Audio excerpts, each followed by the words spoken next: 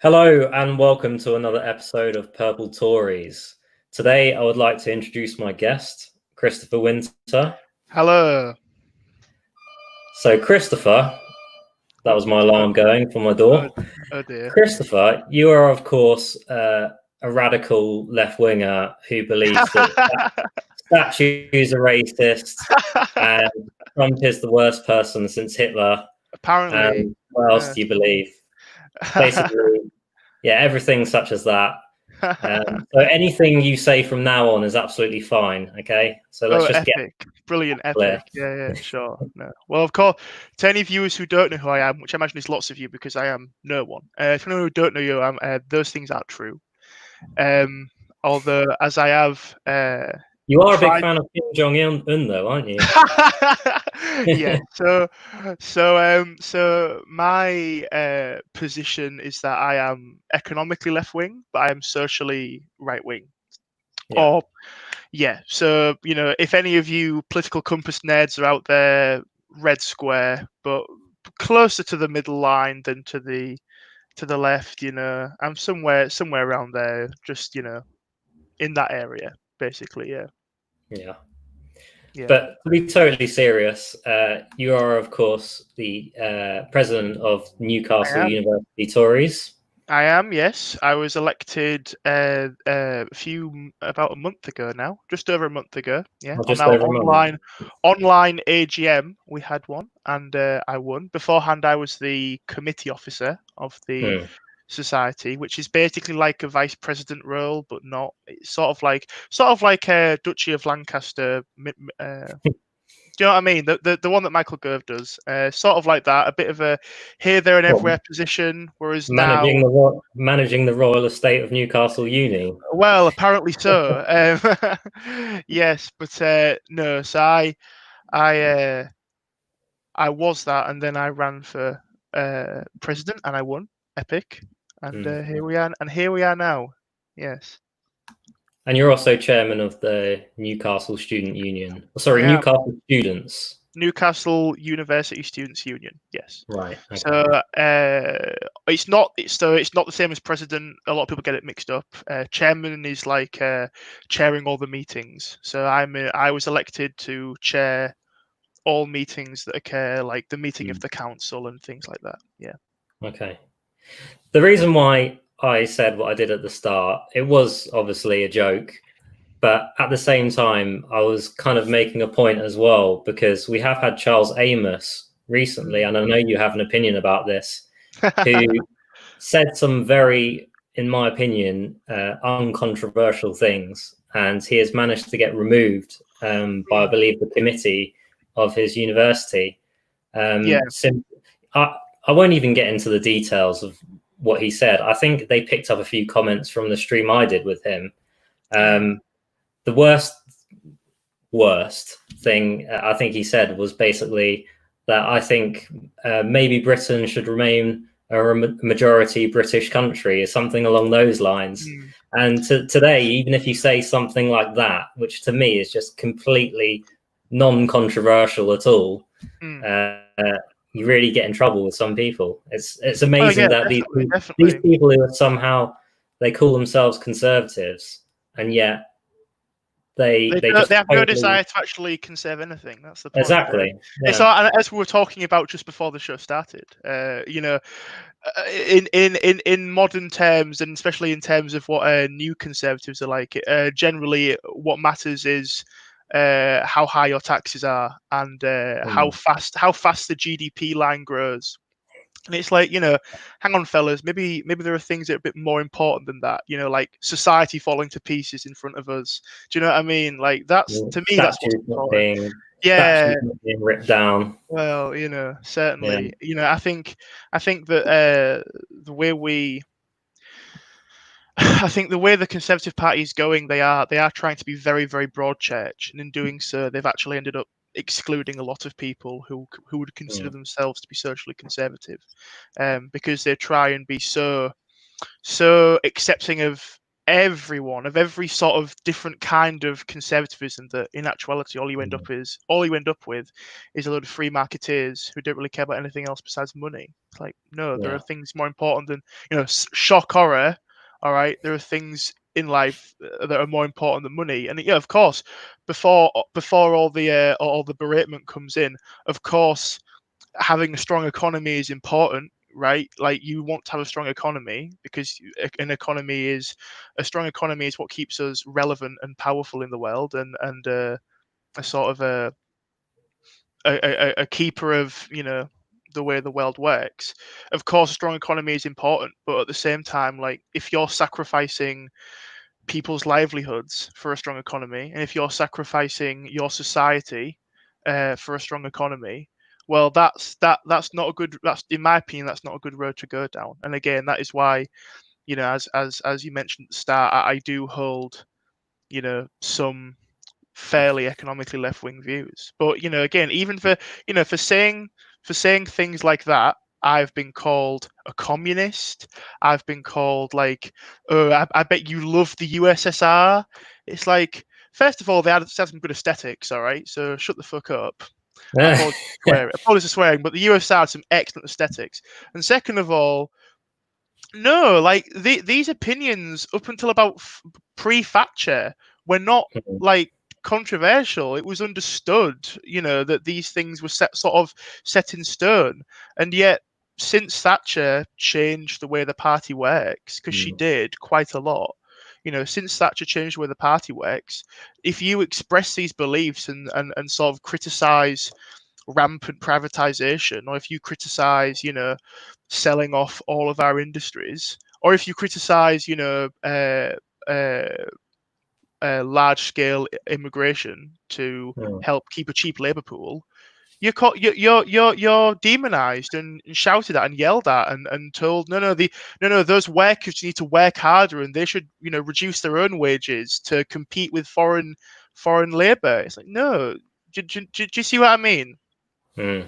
And I always find it so disappointing that people, that the modern Conservative Party, whilst yes, it does claim to try and represent the working class as best as possible, and don't get me wrong, I think they are trying. A lot of the time, some of the younger members in the young Conservatives just don't seem to care at all. They seem to just care about, epically arguing and owning the libtards on Twitter, and haha, Ben well, Shapiro type actually, politics. here's this fact about why this tiny economic increase happened under a right wing government, and that's why you're an idiot. It's like, shut the fuck up. No one cares. Yeah. Do you know what I mean? Anyway, Yeah. carry on. I'm sorry for going off on one there. Yeah, carry on. Charles Amos has put a comment in actually already saying the idea that the Conservative Party is dominated by free marketeers is nonsense. What do you say to that? Bless Just out him. of interest. No. Before we go on, hi Charles. And yes, actually, on what we were talking about earlier, yes, I do think it's bad that Charles has been, demonized by the people in KCL. I don't think that was fair. I don't think that the guy, I think the chap who's running against him, I don't know his name. The chap who's running to be president of KCL now, I think he's really sort of gone overboard with trying to demonize Amos. Bless him. In terms of what he said, no, I do think that a lot of the modern Conservative Party is very, very focused on reducing tax and on wanting a free market. You saw during the Brexit referendum, beforehand and afterwards, one of the biggest arguments proposed by the more mainstream right was, oh, this is a good idea because it will give us more access to international markets. Like, this will give us access to all these other markets, and we can do. Sorry, excuse me. We can trade. We can have free trade deals with all these countries in the world, and we can have free trade deals with America. And for some people, that was their main argument. Now, obviously there were lots of other reasons to vote to leave the European Union. But if that was your main argument, you probably are a free marketeer. Do you know what I mean? Like that's probably a strong case for it. And nowadays, and perhaps not in the established current cabinet and government. Perhaps in there it isn't full of free marketeers, but certainly amongst the sort of young Tory groups that I've come across, being the president of one of which myself, and also having seen and being part of so many groups similar to that on Twitter and things, and on and other social platforms. Certainly, I am often hounded quite mercilessly as well for criticizing Thatcherism and criticizing the free market. But I think it's very important to distinguish as well between the members of the Conservative Party, the Conservative Party MPs, and also the cabinet, because these are all very different. And everyone, when they talk about the Conservative Party, they always talk about what they're thinking of, whether it be the members or the main cabinet, and just act like they know that you're thinking of the same thing. But really, these different groups are entirely different. If you look at the main Conservative Party members, they are very conservative socially. Exactly right. Yeah, exactly. Like the average member of the Conservative Party, I think, is like 55 years old, something like that, isn't it? Around that age, probably closer to 70, actually. Bless. But the kind of person who is a member of the Conservative Party who isn't like a young Tory, they usually are quite old. They usually hold quite conservative values. But the Tory Party, from what I perceive, the Tory Party doesn't seem to actually be bothered too much about appeasing their demands and wishes, and they go off and do their own things because, of course, they are a mainstream party and they are going to try and cast the net as wide as possible and try and attract as many people as possible. And making a strong argument on lower taxes is much easier to do and much more appealing to do than having to actually talk about difficult and controversial takes like immigration.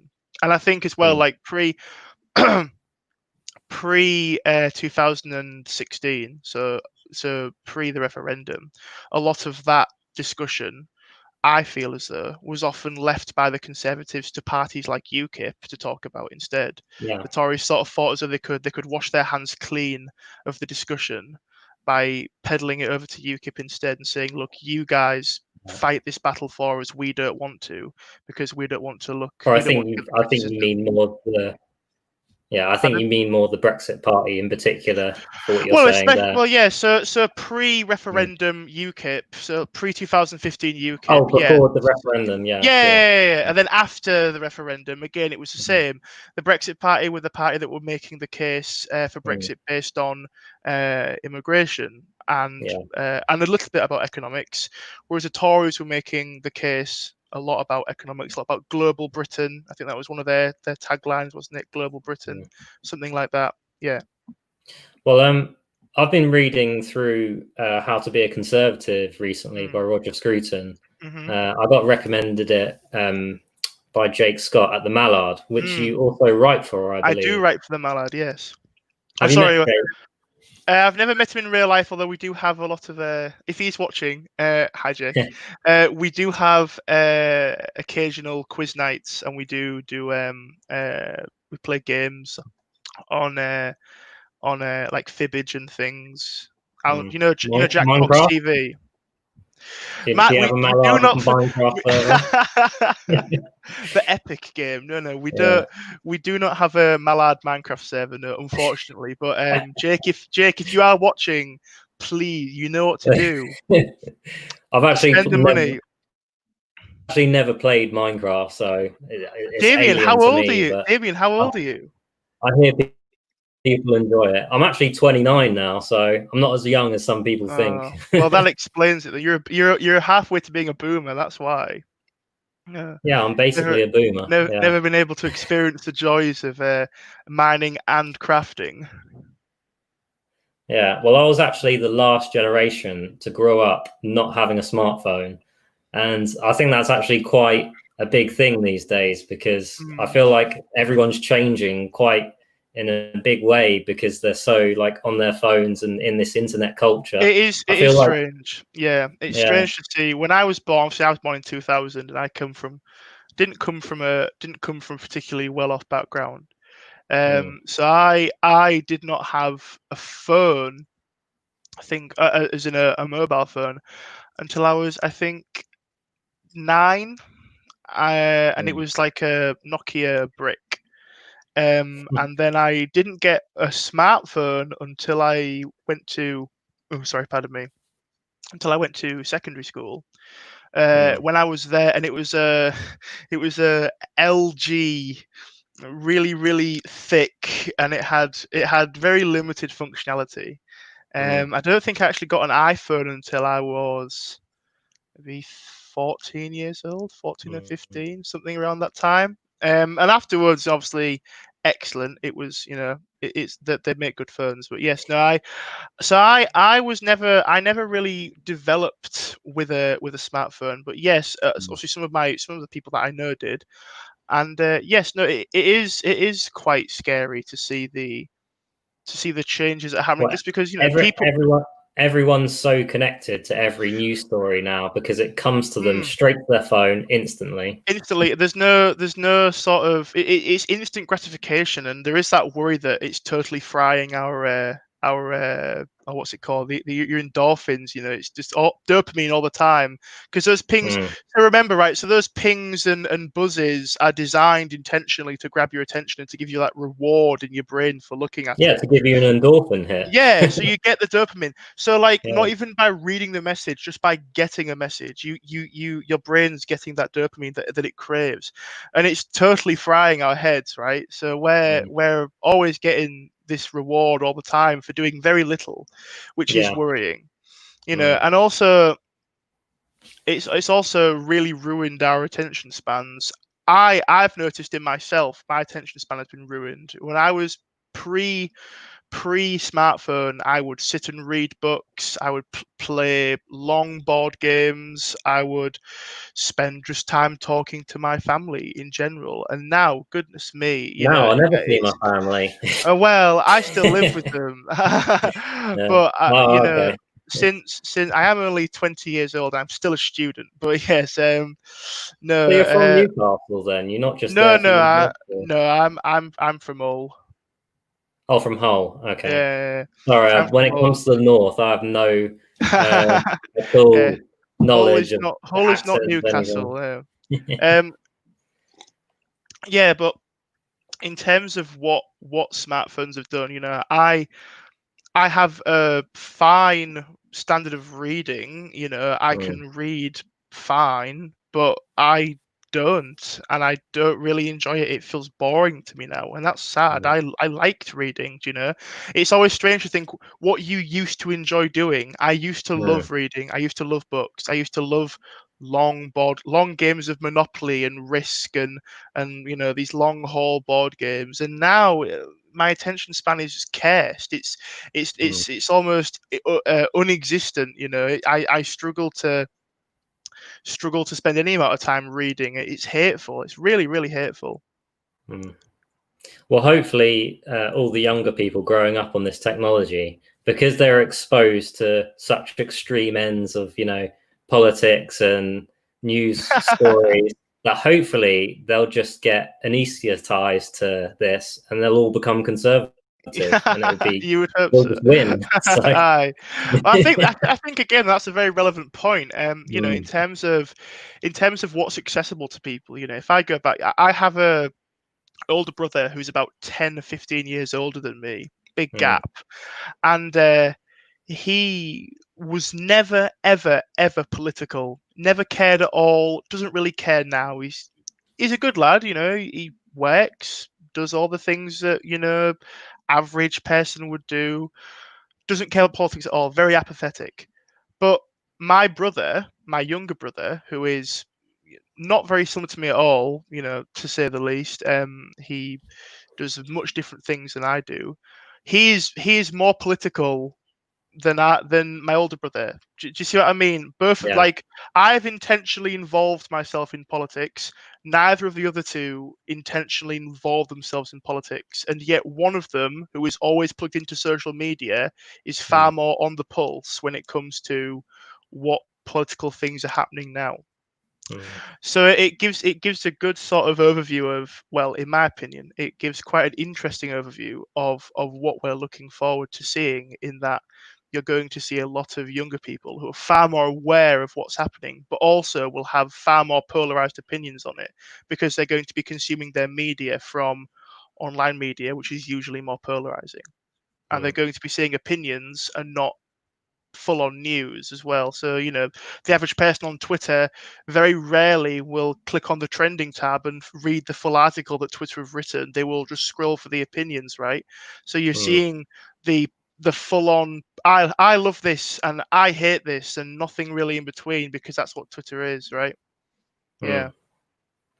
Yeah, I worked in a fish and chip shop a year ago, part time, because I was going in Nice. between jobs because I studied to become an electrician, and I know you're doing electronic Electrical engineering, engineering. yeah. Yeah, and I was working with loads of 17, 16, 18 year olds, Mm. and I noticed that they all paid an interest in things like Brexit and They're on stuff, the pulse. They're on the pulse. It's true. and they They're actually the fingers are on the pulse.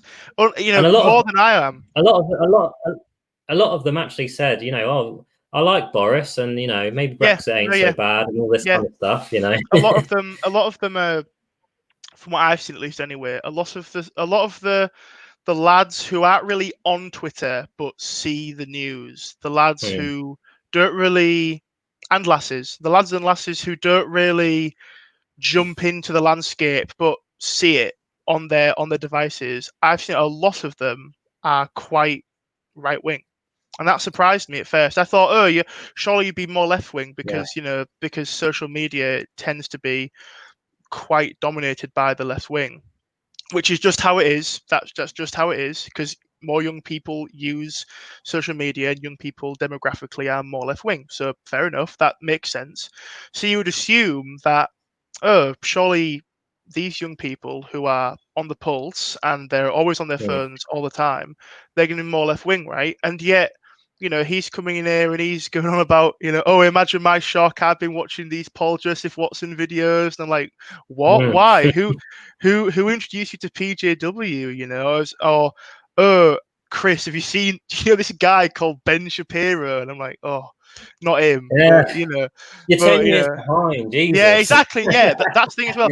So I've noticed that as well. Like, they're always Yeah, behind. They're always behind on who's relevant, but yeah. there's still a sort of now just coming onto it. Do you see what I So mean? So all those years of young conservative activists, whether it be your Ben Shapiro's or your PJWs or your Sargon of Accads, their work is finally starting to pay off now. finally, after years, after Yeah, years of being stupid online, they're now yeah, finally having the payoff that they so craved. Because yeah.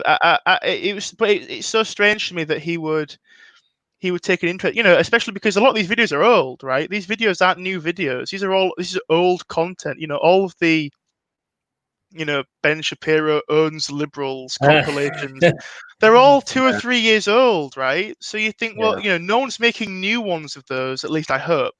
No, mm, no one's making new compilation videos. So why are they still watching them? And yet they are. mm, Obviously, I've tried to push him to more sensible and respectable outlets of right wing media, but yeah. not always possible. You see, yeah. There's a meme I love which has this kid, and his parents are saying to him, Billy, clean your room, and he's like, "Shut up, Yeah, mum, sure. And then shut it's up." Jordan Peterson says, "Clean your room." And he's like, "Oh yes, anything, master. I will do as you say."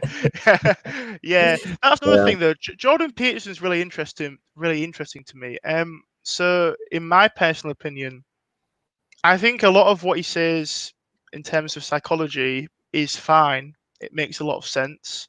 I think a lot of his politics are a bit strange, and mm, he's gone very, very anti-collectivization mode in any sense of the word. So he's sort of I don't know. It like his politics just seems so incoherent sometimes, and he just sort of goes off on one, and he pretends, or he seems to pretend as the radical neo-Marxists are everywhere, and it's like they're not. Mm. Like there are some around, of course, but they're not. Do you know what I mean? Like these people don't. Well, You know, to be fair to him, I do actually think he confines that more to things like academia and also the radical yeah. activists. I don't think he's that broad with the brush with the I would social like to hope. Marxist I would stuff. like to hope not. But I think in Mm, terms of his psychology, I think he says things that you pretty much already understand, right? mm, Like Jordan Peterson has never said anything to me that I wouldn't have been able to come to on my own, right? Like yeah. he's never said something so breathtaking or so wild that you'd think, oh, I never thought of it like that. But what I Mm, think he does really well at is conveying it in a way that you can understand and conveying it in a really concise, clear manner.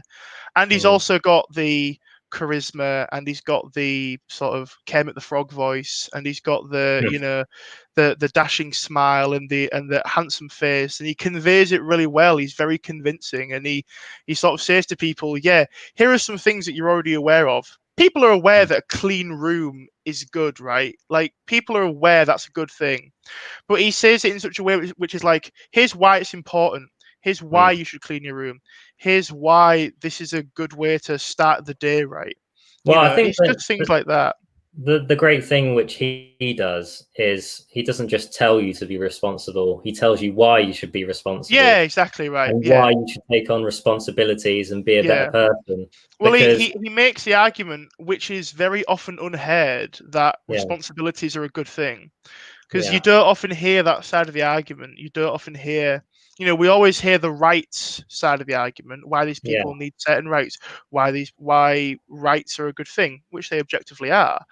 But Mm. he also then, Well, depending on which ones they well, are. depending on okay, yeah, so maybe not Mm. subjectively, rights are a Not good the right thing, not to but be offended, for instance. yeah, of course, right.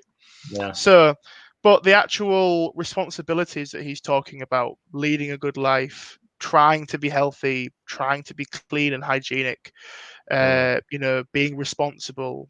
Those are the things which very few other people talk about. And I think, he's sort of given this given these ideas to the disenfranchised, young men of the world, Mm. because there are a lot of young men who, really, really don't feel as if they've got any purpose. Bear in Mm. mind, men are less likely to go to university than women. I think they're more likely to be unemployed. So Mm. he's found this group of people who neats basically. I mean, I'm sure you know what a neat is, yes? I actually don't know the proper Neat, definition, yeah. but I've So heard it a lot. neat just means not in education, employment, or training. So he's Oh, found this. sorry. For a Yeah. second, then I thought it was like some edgy internet phrase, but obviously, no. No, well, it's often used on the internet, but that's what neat means, right? So Yeah, he's sort of, I know neat. I just haven't yeah. heard it for ages, so I just totally Mm. forgot what it was. So he sort of found this big group of young lads who are Mm. neats, who don't really know what they want to do, and he's just saying, accept responsibility for yourself, take it Mm. on, do things, do something. Right? My Carry dad your always cross. carry the cross, simple as. Mm. My dad always used to say to me when I was younger, he used to say something along the lines of, always aim for something. It doesn't matter if you get there in the end, at least you've gone somewhere, at least you've done something, right? Mm. It's the doing something that counts. It's not even obviously achieving a goal is good, but if you've tried to achieve a goal, at least you've done something, and you can Mm. say, yes, this is something that I did. People like it. People like responsibilities. There was one of our old commanding officers used to say to me, there was a chap who he'd worked with in, I think, during the Yugoslav war, and it was this. I think he was like a lance corporal or something, and this guy was a real mess up. Wasn't good at his job. Didn't really do very well at what he was doing, and they actually for the first time said, "Hey, we want you to drive this lorry down from, I think it was Sarajevo down to some village. Can you do that for us?" And he did it. And afterwards, he comes back with this sense of pride and responsibility, and he starts getting things right and getting things done properly. And the takeaway that the CEO always used to say was, you give someone a little bit of responsibility and they will, if they're willing to, they will take it, and it can totally change someone's outlook. Just a little bit of responsibility and time and trust. If you can show someone that you trust them and you're willing to give them responsibility, they will just run, they will run with it, and they will, and they can sometimes better as a person for it. Well, one of my favorite things that Jordan Peterson said actually is that the way you truly feel free and freedom is by taking on responsibility. And I think that's a message which isn't Yeah, always it's conveyed sort of an well. oxymoron, isn't it? And yet Yeah. it's true.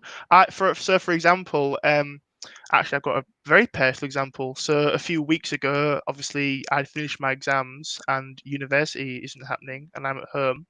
I was doing nothing, and I felt knackered. I was tired every day. Pardon me. I was tired every day. Nothing was happening. I felt down, bored, and then I got a job as a community responder.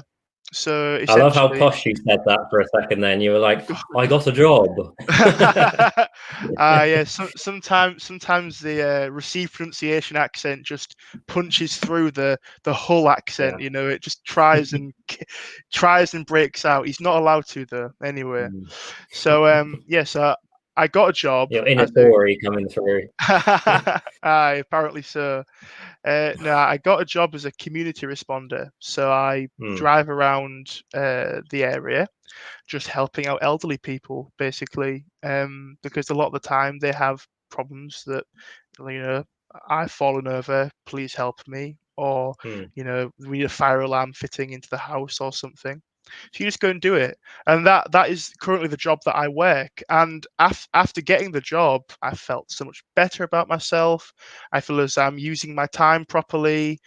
I'm not bored. I'm not tired anymore. I feel better about myself, right? It feels good to actually do something. There's that sense of reward that you feel when you've done something, and you feel as though that's a meaningful job to do. And it's You know, better than a Facebook notification as well. No, exactly. Yeah, exactly right. Actually being told, "Hey, you've genuinely helped someone. Like what you Yeah. have done has affected someone's life in a profound and positive way." Because if an elderly person's fallen over, they could die on the floor. If no one's going to visit them, they can't get up. They could die. You've helped them. You have sort of you have affected them in a positive way, and it's something to do. And that responsibility is good for people. People like it. Yeah. So going back to the Tories, Yes. Yes. We'll went jump on a back bit of a now. tangent there. Sorry for everyone who's listening. Yeah. So I was mentioning I was reading Roger Scruton's book, How to Be a Yes. Conservative. Have you read that Yeah. book, by the way? No, I haven't. No. Okay. Well, I would actually say that if you're a conservative, it's almost your duty to read that book. That's how Okay. much Well, I feel about that book. I'll have to purchase it then. Yeah. And it's not a long book either. It's quite easy to get through.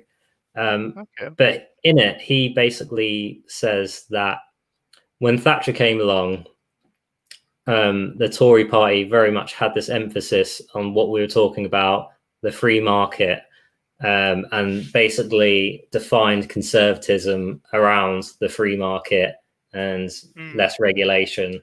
And he actually wrote a book against this and said that no, as a Conservative Party, we need to be talking just as much about social Yeah. conservatism and social values. And yeah, I very much agree with that. And I think we were talking earlier about academia and the Conservative Party. I was going to make the point that I think that oh god, I lost my train of thought now. That's all right. Yeah, I was going to make the point that this idea, which is very much um, basically we had Theresa May before, right? Yeah. Uh, and she was very much this one nation Tory. And to be quite frank, she was one of the worst Conservative prime ministers we've ever had. A bit naff, Um, bless her. yeah, and I'm from UKIP, which is a party which is born out of mostly boomers despising the Conservative Party for not being conservative enough. Mm-hmm. And so there was a big, strong hate of the Conservative Party in UKIP. Mm-hmm. And that made total sense at the time of not just Theresa May, but also David Cameron. Yeah. But a lot of UKIPers or former UKIPers I speak to now, they'd say that, oh, Boris Johnson, exactly the same mold as David Cameron or Theresa May. Now, I don't think Boris Johnson is nearly as bad as David Cameron or Theresa May. However, like you say, there are big problems still in the Conservative Party. What do you make of the era, say, of the David Cameron, Theresa May, and now with Boris Johnson, Dominic Cummings, and people like that? Well, when I was in UKIP, yeah. very many. Yeah. Oh, I didn't know. Yeah. When I was in UKIP a long time ago, I was only maybe 14 or 15 at the time, though. A long while ago now. But I never really understood the hate towards them, just because I find it very difficult to hate people personally. So that's why I probably spend a lot of time listening to left and right wing opinions on things. I do try and get a broad view of everyone's take. But yes, when I was in that movement, in terms of the eras of sort of Cameron to Johnson, I feel as there's definitely been a big change. I feel as the sort of the kind of politics that Johnson puts forward is it is different to the politics of Cameron and Theresa. I think it's more different. We don't have the hug a hoodie type conservatism, I would say. No, definitely not. I feel as though he's probably more similar to Cameron than he is to May, but that's just because Cameron at least had like general popular support for a short time. May really didn't. May really wasn't very popular even from the start. But I don't know. It just seems as though Boris is just trying.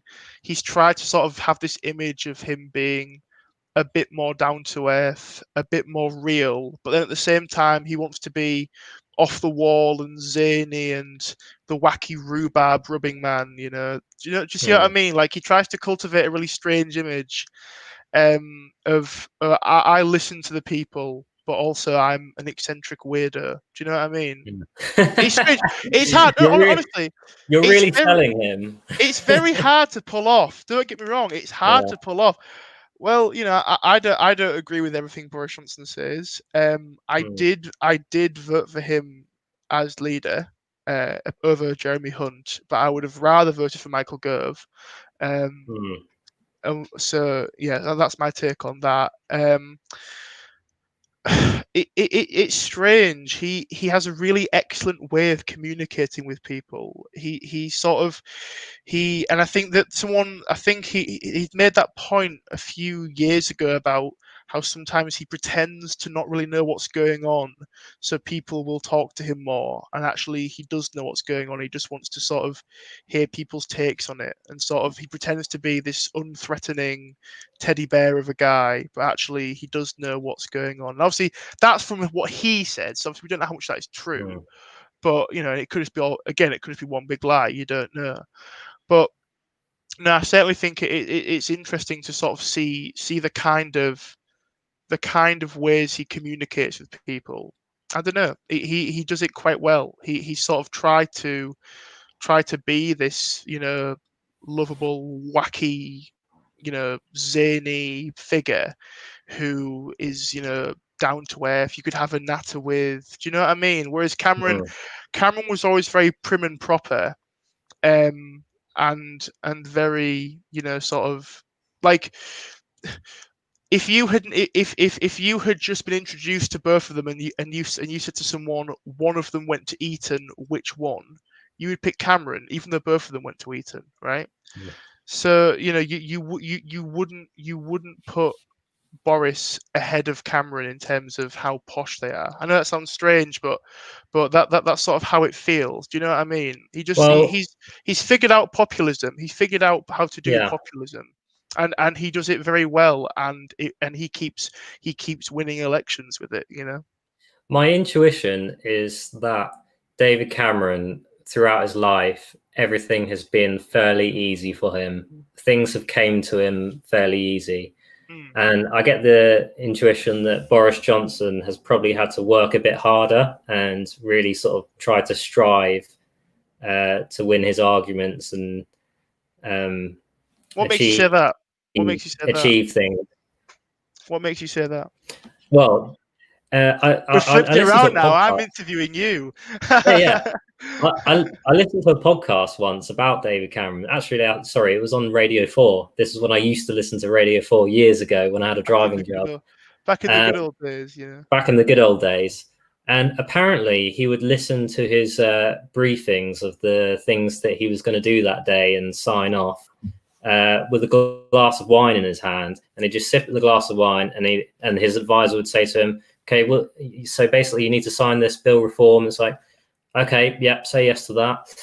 Basically, he doesn't give a shit, is what I'm trying to say. Whilst Boris Johnson. So what makes you feel as though Boris has had to? Because bear in mind, Boris comes from privilege. He comes from a wealthy family. Of course. You certainly couldn't say that he's, So Boris Johnson is a classicist. He studied ancient Greek. Yes. All the Latin as well. The classics, yeah. basically. Yeah. So he's very intelligent, and he has a real sense of history and culture, going back millennia. His debates with Mary Beard are very entertaining. Yeah. On Greek versus Rome. Yeah. Yeah. David Cameron studied PPE, politics, philosophy, economics, which is a bullshit subject, which every politician takes. Career all politicians they do, they go to Oxford, they go to Cambridge, they take PPE, they work at Conservative HQ or Labour HQ, wherever it is, as a researcher, and then they go on to become a politician and become exactly the same as every other politician, free market, generally supportive of a lot of immigration, and basically they're nothing politicians. Whilst Boris Johnson is not that. Same with Jacob Rees-Mogg. Jacob Rees-Mogg, he studied history at university. He has a profound sense of knowledge when it comes to everything from the Magna Carta to the English Civil War, everything. People like David Cameron have no sense of history and traditional culture. I think there is that sort of there is an aspect of careerism in David Cameron, which maybe exactly that's what it is. People don't feel as though Boris Johnson's a careerist just because of the way he presents himself, whereas Cameron always sort of came across as a bit of a careerist. So, like, for example, so like you say, Cameron did the politician degree. He did the degree that sets you up to be a researcher at CCHQ or Labour HQ, right? That's the kind of degree that he did. Whereas Boris didn't. He sort of did other strange things, which are a bit harder to earn a degree in, right? And Boris Johnson's written books on Churchill and things like that.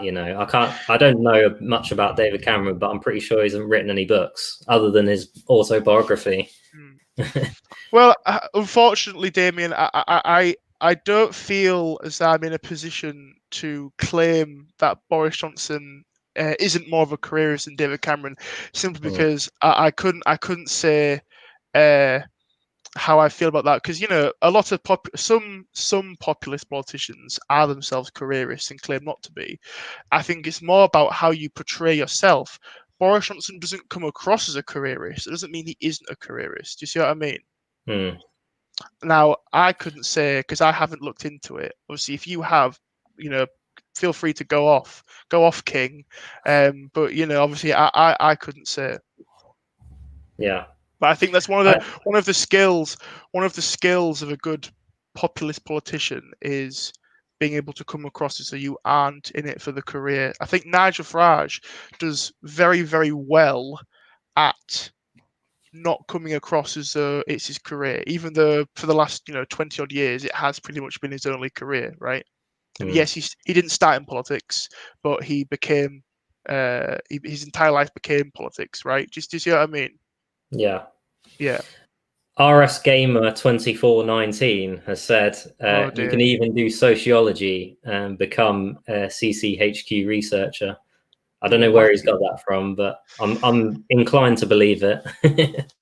Well, I mean, as I say, aren't we at a point where basically like any degree and you can sort of do that, like any degree at all is pretty much qualification for it, because they're looking more for because like sometimes they'll look at it and say, well, a degree proves that you can learn, and so and it proves that you sort of got a certain level of intelligence and we can take you on. So they'll take on anyone with any kind of degree. Do you see what I mean? But these days, academia is so off the cliff of sanity that, to be honest, I'd probably rather our politicians didn't have degrees. That's how I feel about it. Academia is wacky. There is always that.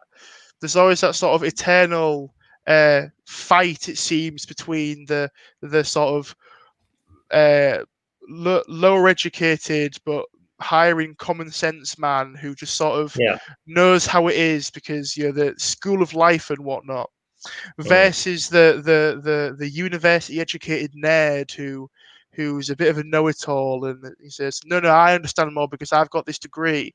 And both sides have their flaws. Both sides have their flaws, and both sides have their pros. And that just sort of seems to be what we're sort of looking at the moment. That the sort of the argument between that sort of the those who are lesser educated and those who are more educated. Let me tell you, I would love to see Mr. David Cameron become a plumber's apprentice, go around somewhere like Bradford and fix some bloody plumbing instead of his, signing some stupid proclamations about conservatism.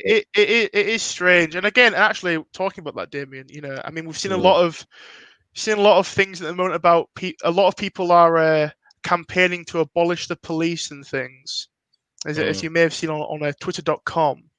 And I just look at these people and I think, geez, you've never strayed from your middle class suburban home, have you? Like, of course you wouldn't see the need. Do you know what I mean? Like, of course you wouldn't see the need for the police because you will hardly ever see the police. You're in a place of privilege. The alternatives that they're proposing, social workers and things. Have you ever been to a rough area of your neighborhood? Do you know what I mean? These people haven't. They haven't gone there. They haven't seen these places.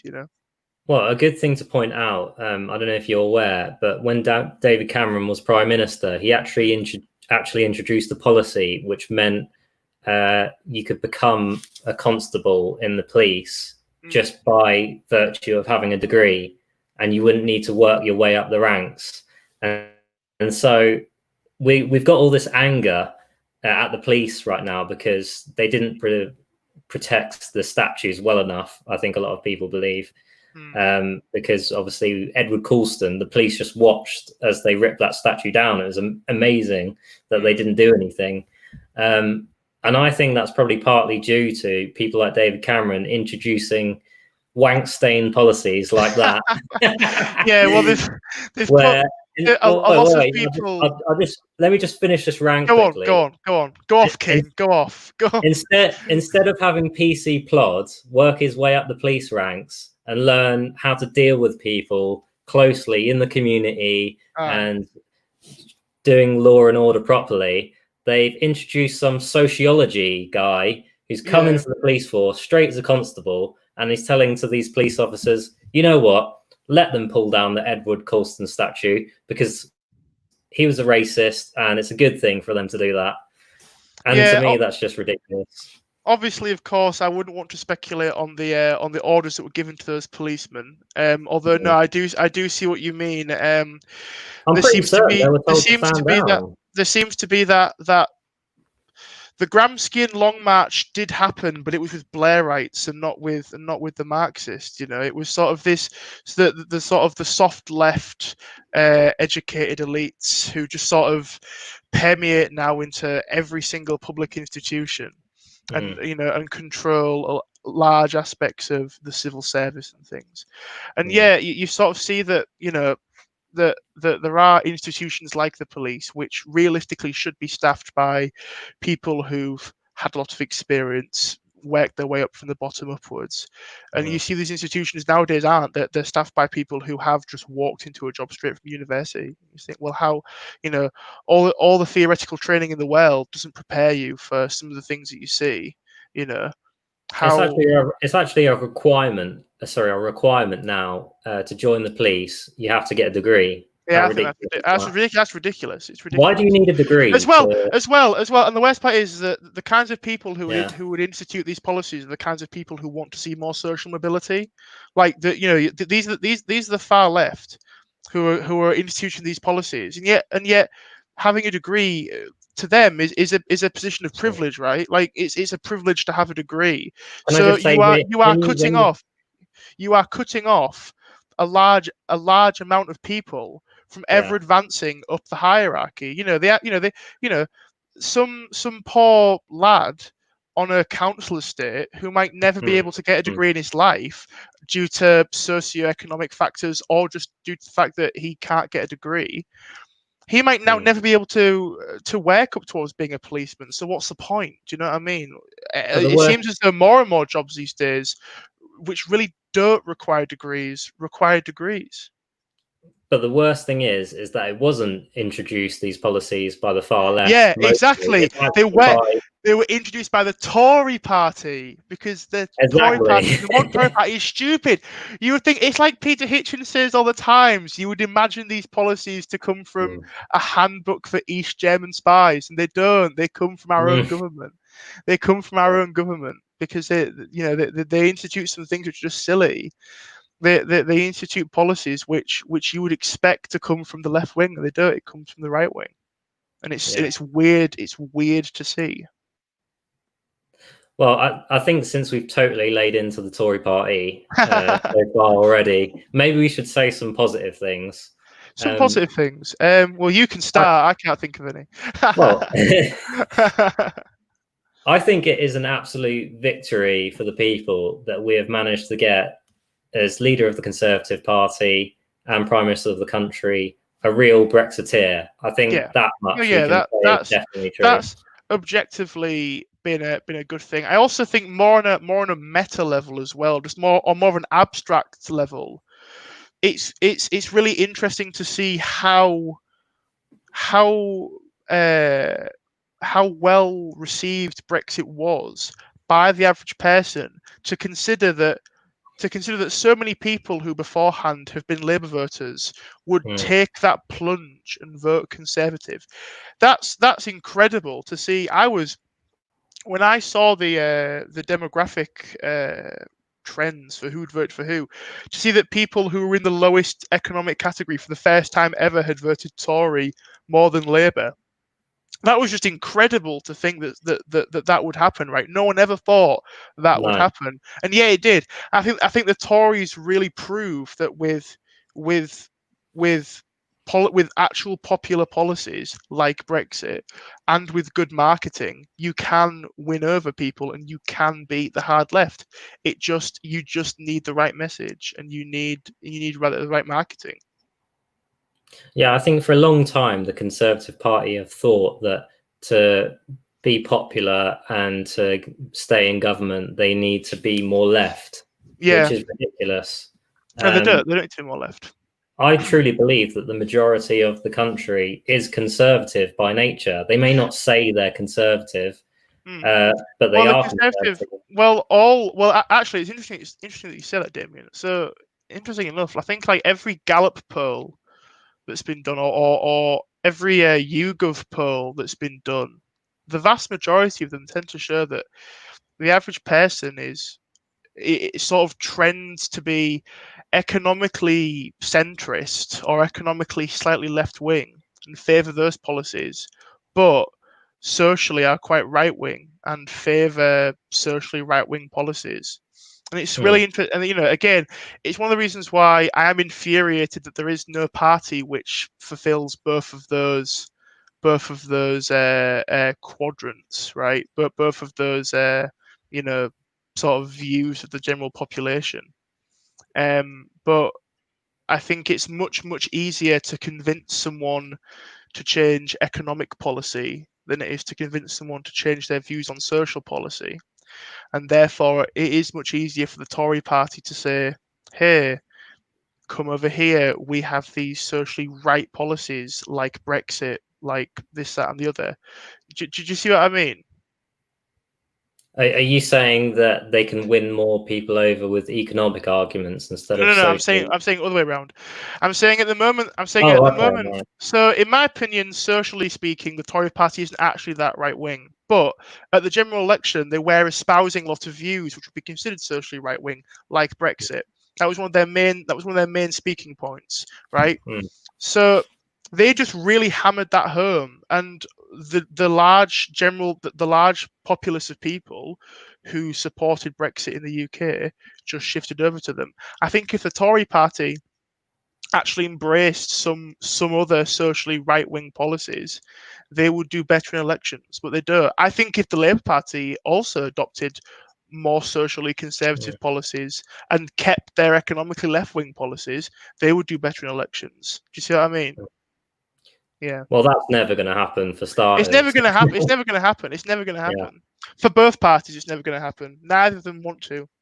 right. Like I say, the Tory party, in terms of its social policy, is Mm. about 5 years behind the Labour Party, and we'll just have to wait and see what comes around next election cycle.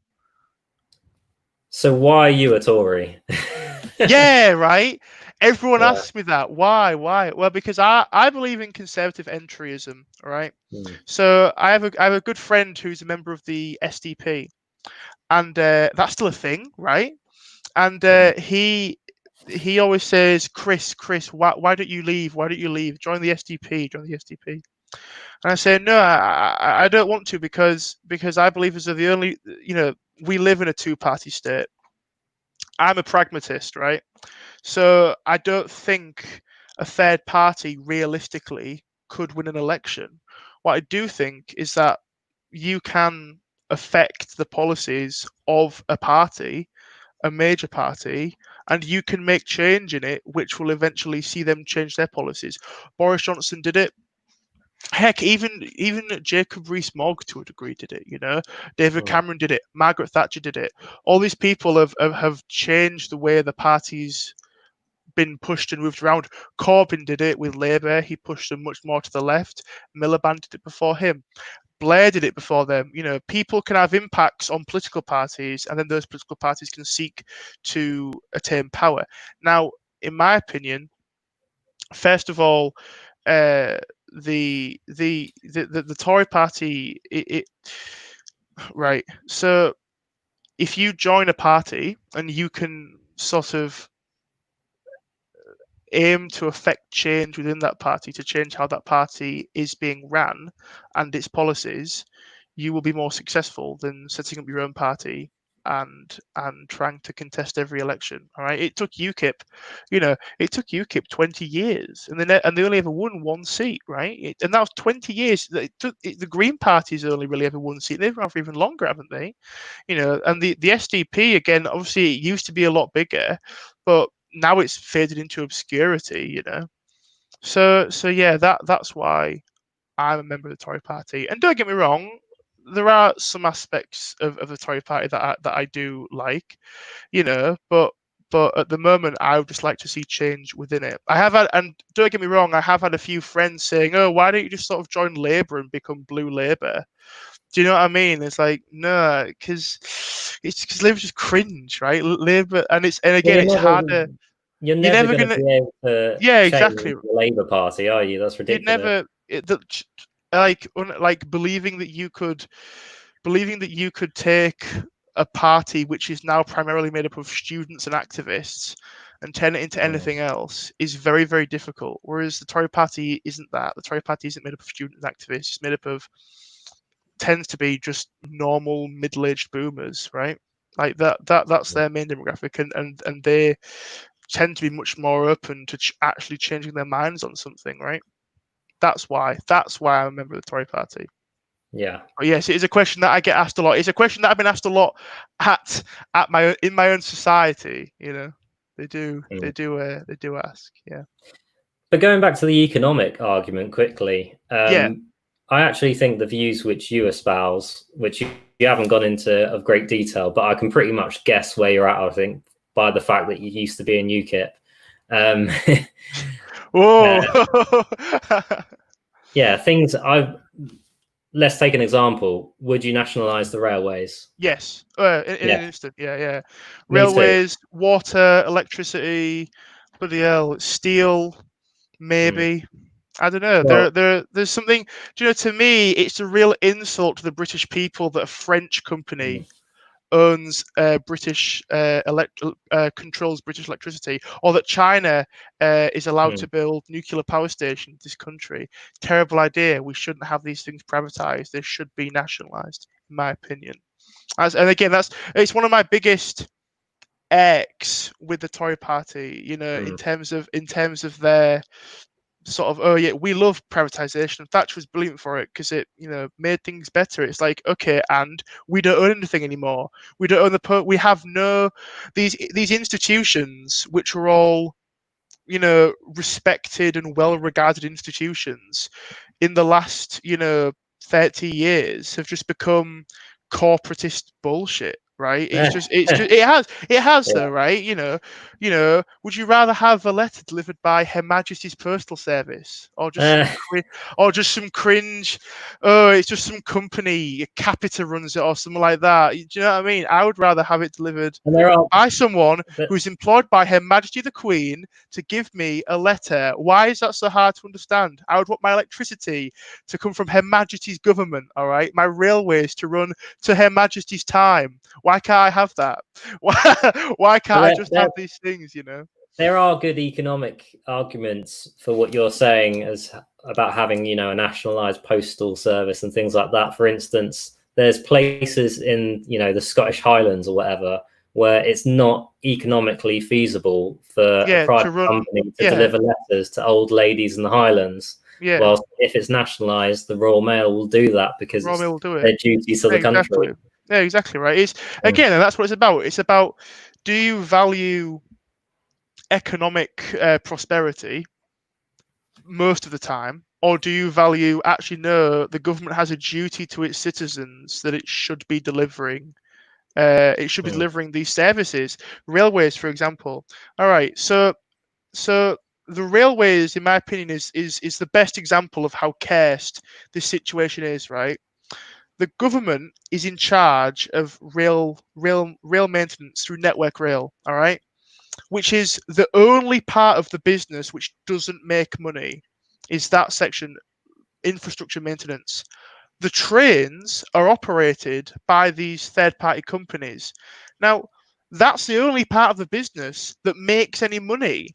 So why the government gave away that and not the railway maintenance to a private company makes no sense. And yet they do it anyway. And now they don't make any money off the rails, right? They just get screwed by these other companies. And also, as you talked about earlier, you know, talking about economic sense, some companies which run trains, it is not economically viable for them to run certain routes, so they don't do it.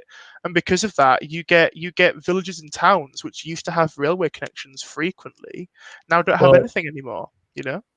The government actually ended up owning a franchise railway service. I can't remember if it was in the east or the west now, but it's like the West Coast Line or something like that. And they ended up owning this because the previous operator failed completely and they were losing money and they went bankrupt or something like that. Yeah. So the government owned it reluctantly because they're very much in favour of the free market Of not owning it. Yeah. type of economics. When they did end up owning it, they ended up turning a good profit. And Yeah, so, exactly. Yeah, it's because like, and again, you know, the, it's even if you're not looking at economic arguments, it's just a case of national pride, for goodness sakes. yeah, Britain was the country which pioneered the steam train. We built the first railways. We were the ones who were like, yeah, every village, you're going to have your own steam train. You're going to have your own station and everything. We were the first people to do that. And now we it's built just, that and now Humber it's, Bridge. we built that bridge. Exactly. Yeah, exactly right. We Yeah. built those bridges. We built those rails. And now, oh yeah, some foreign company owns it. And they make huge profits, and it never gets back to us, right? Also, you know, um, uh, in countries like France, for example, their rail prices are considerably cheaper because it's state owned. It's state owned, a state owned company, and yet here our rail prices are extortionate. In fact, in most cases, it's cheaper to fly. If you could fly from Bristol to Newcastle, that flight is considerably cheaper and faster and more convenient than taking the train. It's Now, in terms ridiculous. of it's ridiculous, and also in terms of the environmental impact that has, it's much worse for the environment in terms of just showing how absolutely cursed the train system is, that it's just bad in general, you know. So yeah, no, I really think the government needs to get a grip and renationalize some of these industries, just because it's not only is it a case of national pride, but also it's a case of national duty to the people of this excellent country, and they should be doing it. They should be providing these services. Yeah. Well, I've now gone full left full wing mode communist. now. You've pulled me back. There are going to be people angry in the comments like, "Oh, I told you he was a commie. I told you he was, this, that, and the other." Yeah. Well, I actually think that the free market is actually best for most industry, but when there's certain industries where the consumer doesn't really have a choice, Well, that yeah, exactly. Yeah, exactly. So there was that. There was a really good take that I saw that was some American had made a very strange argument for privatized healthcare. All right.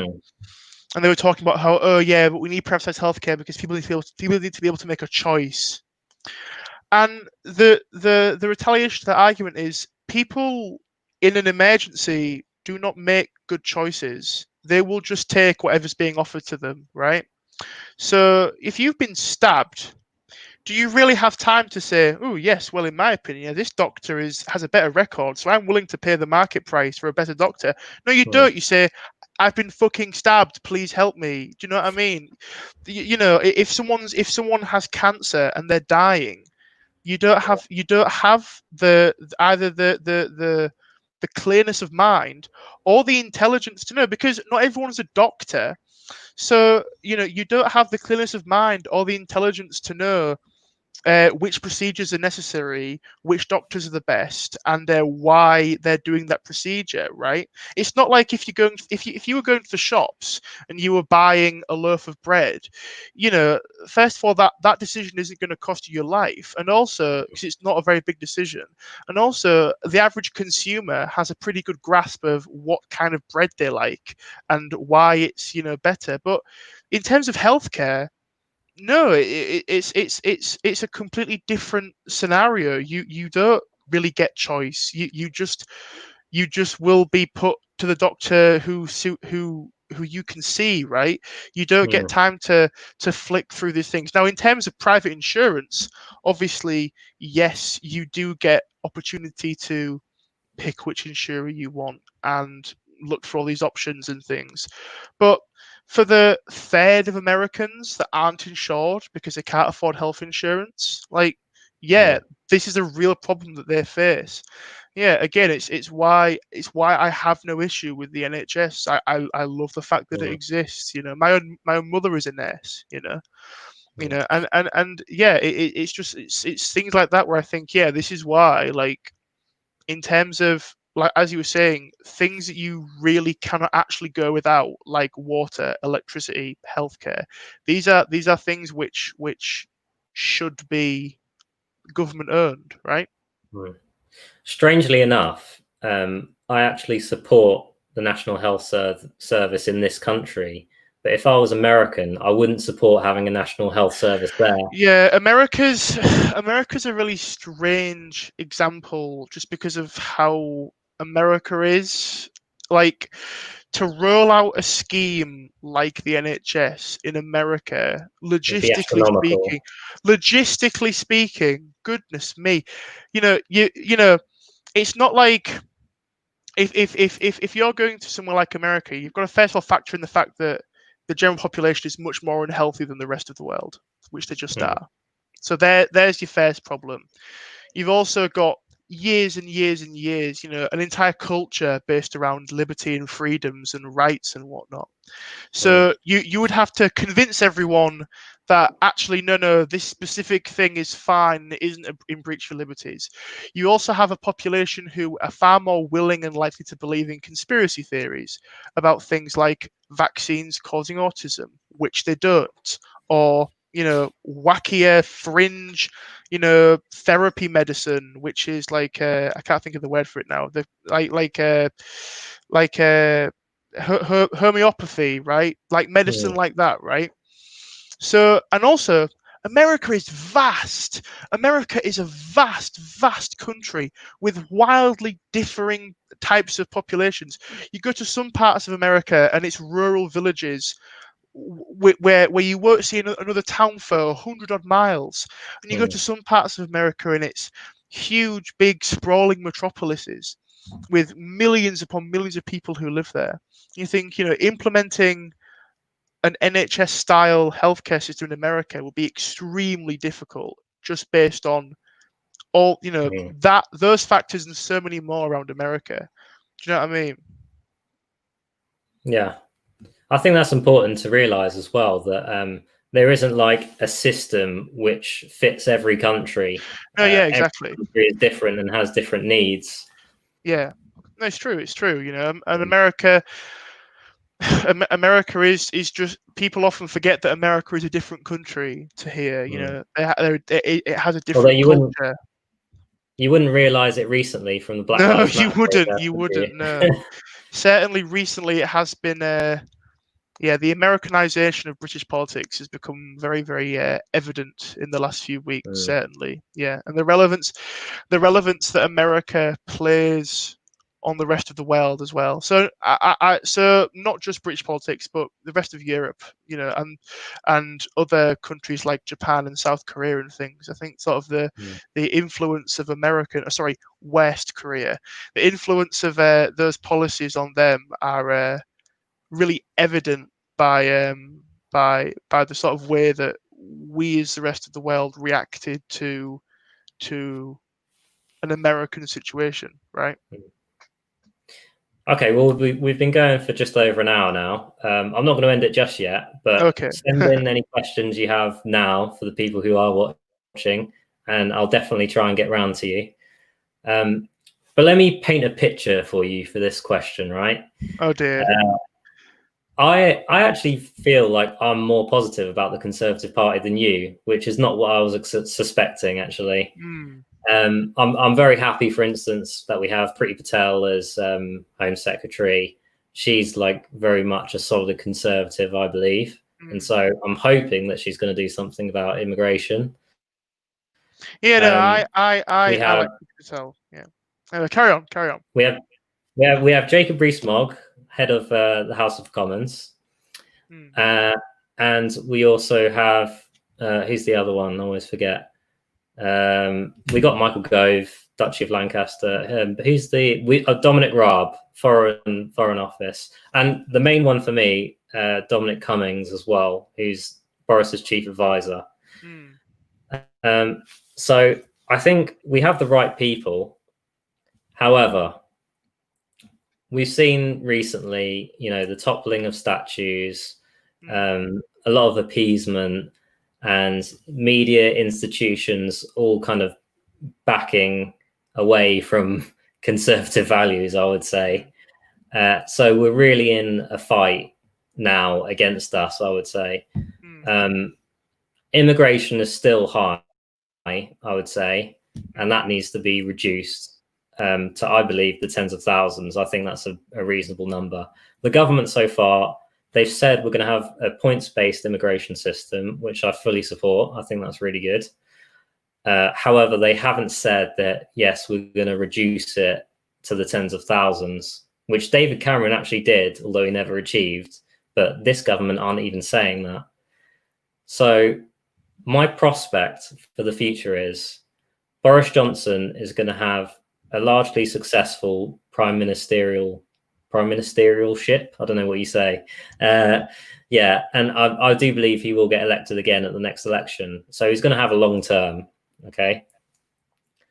I believe that if he doesn't reduce immigration substantially by the end of this term that he's in now, we're going to start to get in trouble. And I actually feel for the first time ever that this might be the end of the country as we know it, because it's going to change so dramatically within 5-10 years. How do you feel about that, and how do you feel about the prospects of where we're going? Well, to preface that's a lot. All right. Yeah, So I know. to preface, I do often take the Hitchinist view that the Tory party is dead, and that it is just sort of pulling itself along and just trying to exist in a appeasing form to garner votes. However, I do agree that the moment the cabinet seems to be more in line with what actual conservatism is, or at least not Thatcherite conservatism, which is what some people seem to think it is, which it isn't, in my view.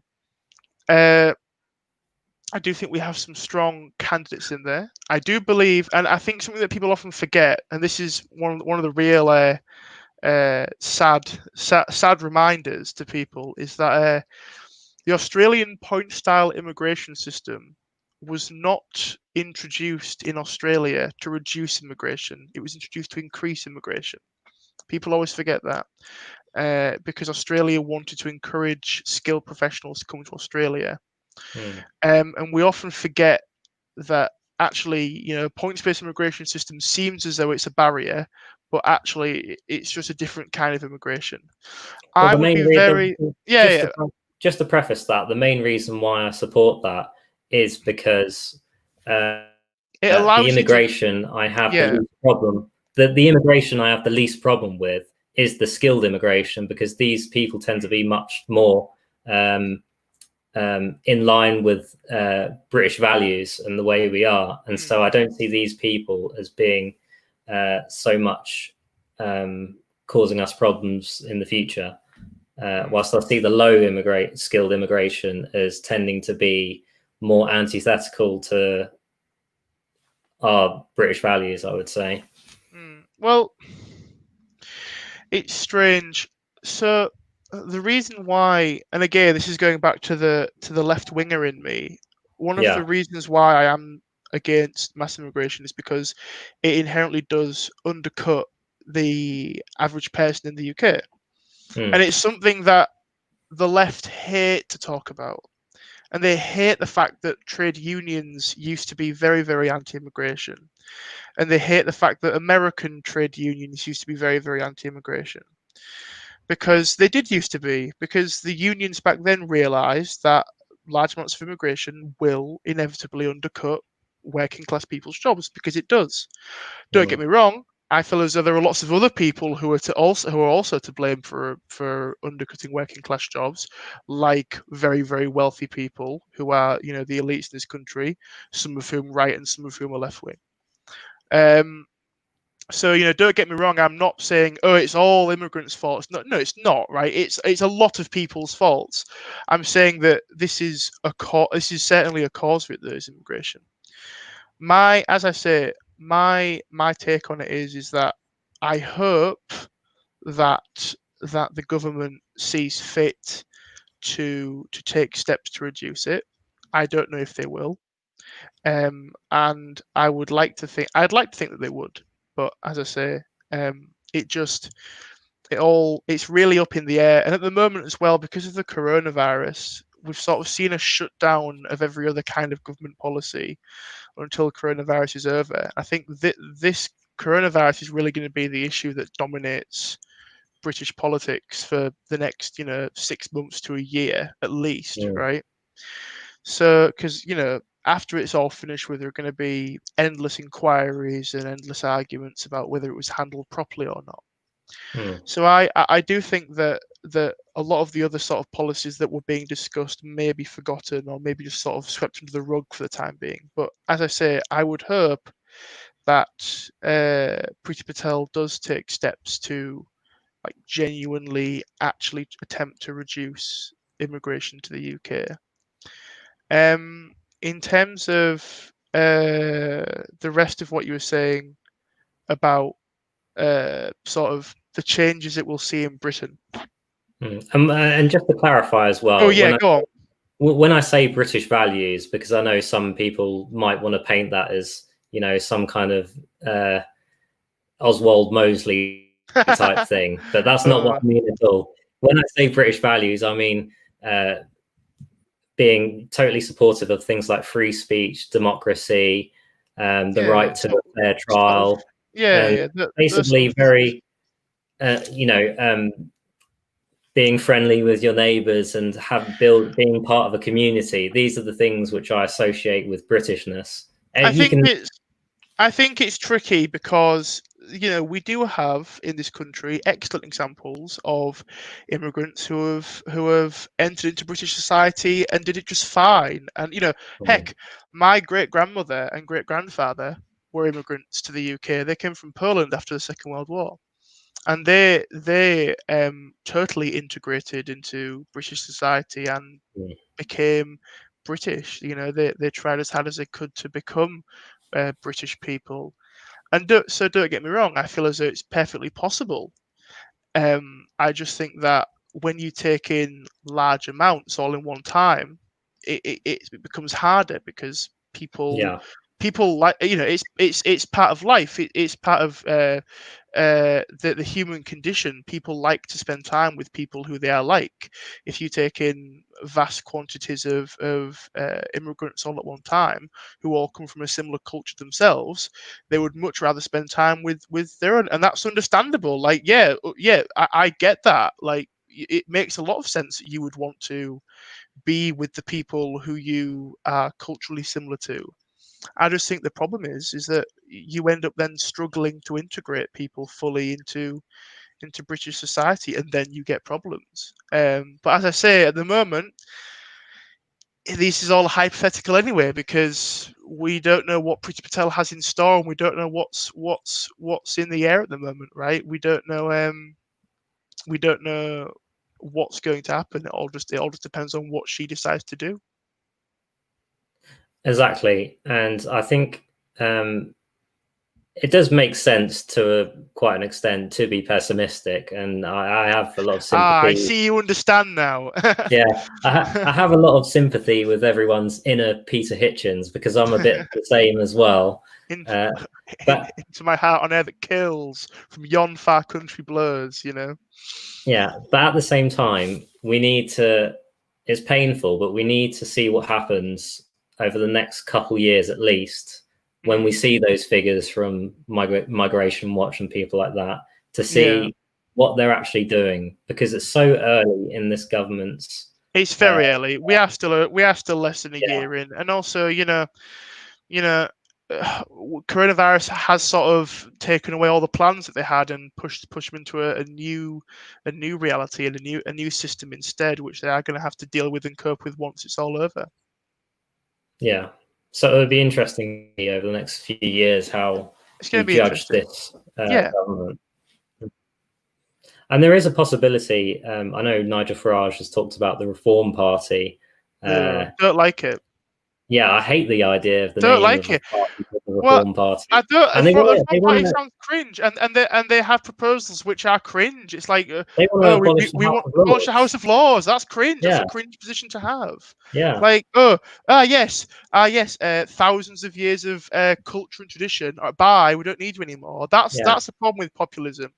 That's a Do you big know problem with what? populism. Do you Is that know? it does just crash certain Yeah. institutions. It says actually no, people right now don't like you very much, so bye, you're gone. It's like no, you need to be again. This is what I was talking about earlier in terms of entryism and not radically shifting Mm. parties. You just because you don't like something doesn't mean that you should get rid of it. It means you should try and change it to how you want it to be changed, right? And Blair did it very well. Why couldn't we just pull a switcheroo card on what Blair did?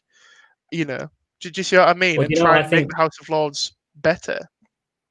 Well, do you know how I think you could make the House of Lords a lot better? And Go on, I'm pal. surprised no one's really come up with this other than me who said it, and no one's paying attention to me really, apart from the few Oh, people that oh, follow me. bless you, Damien. Yeah. So we're not going to go back to hereditary lords. That's just non-feasible because Unfortunately, am I right? I don't. Well, I do. I do believe it was actually a lot better with hereditary lords. However, I don't think you should get powerful positions in government because you were born with that position. I think that's a bit ludicrous, even though it actually worked. I don't actually support it now. However, what Tony Blair introduced is absolutely terrible. The way you do it, in my opinion, is you have a lord for each county, and that lord is voted on by the people in that county. So it's like the Senate in America. So it'd be like a And Senate. so, Well, I mean that's like most upper houses, isn't it? Like that's what most upper houses think. The problem is though with that, Damon, you've got to bear in mind is that if you did introduce that, you would have to give the lords more powers. Because right now the lords actually don't really have any power to change a bill. All they can do is scrutinize it and block a bill for a maximum amount of a year. Whereas if they were elected, they then have that sort of responsibility role, which then will give them more rights to things like actually changing and messing with policy. And also, one of the reasons why the Lords as a concept works, in my opinion, is because Lords don't have to fight for elected seats. They can just they can be controversial. They can say things which politicians wouldn't be able to say. They can have opinions, and because they're there forever, because they are there forever. Yes, in some cases it can disadvantage the right wing, but obviously in some cases it can disadvantage the left wing as well, right? But the problem again, as I say, with that is just that you know if they have to keep fighting elections, they're going to be spending more time cultivating their image and cultivating how the public view them, and you know changing yeah, their so the entire process that we've had for a very considerable amount of time will be totally changed. It's why I personally don't support the idea of an elected upper house. surely you don't support the way it is now, though, of the Prime Minister appointing the House of Lords, or do you? I think it's strange, right? So, in my personal opinion, I had no problem with the hereditary House of Lords. Mm, I had no problem with it. Don't get me wrong. I think there are better ways of governing. But at the same time, no, I like it as a concept. I think that yeah, at the moment it's a bit strange, and I think maybe there could be better ways of selecting the lords. But no, I certainly I just personally don't like. I don't know. All right, I couldn't say what would be better. I know that it's not optimal right now, but I would say mm, that I wouldn't agree with the idea of an elected upper house. right, okay. That's just my take on it. And also, I would also advocate strongly for a dissolution of the Supreme Court and for the law lords to return to the upper house as well. Yes, I think the Supreme Court. Have you seen the decision that they? I don't know if you've been following the Count Dankula case No, I haven't. of his No, Nazi trial. I haven't been following it. No, I haven't. Oh well, I'll brief it very Go on, quickly. But speed run it. basically, Well, you know, have you seen the video where he basically Yeah. Oh, makes? yeah. I know the full story Oh, behind it. okay. Yeah, I know that part of it. Yeah. So I you just should watch haven't his seen latest the. video. You should watch his latest video because it sums it up, and he goes through the fact that he hired these great kick-ass lawyers, and he went to the first Scottish court, higher court, and then finally to the Supreme Court, who basically said this case is something like an incompetent case, and that's all they said. and so they're now actually taking it to the European Court of Human Rights, which I think is fantastic. Imagine if the Wild. European Court of Human Rights overruled the Supreme Court. It would be strange. As I say, you know, my problem with the concept of the Supreme Court is that it was introduced by Blair. It's an incredibly political institution. Yeah. And when we had the law lords, the system seemed to work better than it did now. Again, maybe having law lords isn't the best alternative to what it actually should be, but the current state of the Supreme Court just seems to be a very, very politicized Blairite institution, which still exists. Yeah. Yeah. I was going to go on when we were talking about the Reform Party. I don't know if you're aware, but Aaron Banks has recently won a legal case where they were trying to sue him for the fact that I think he acted inappropriately during the Brexit referendum, the way he marketed or something along those lines. But he actually won the case, and they found out that he wasn't doing anything illegal. And so he has a hell of a lot of subscribers with leave.eu. I get their emails all the time.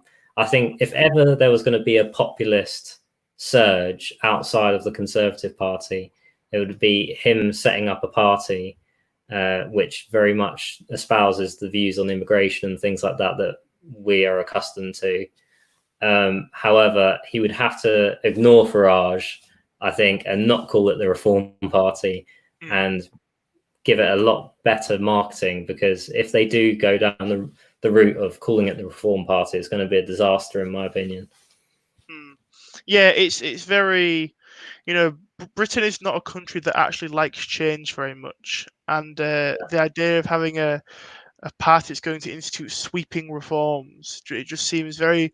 It just seems like a bad idea. Like people wouldn't like that. You know, populism only goes so far.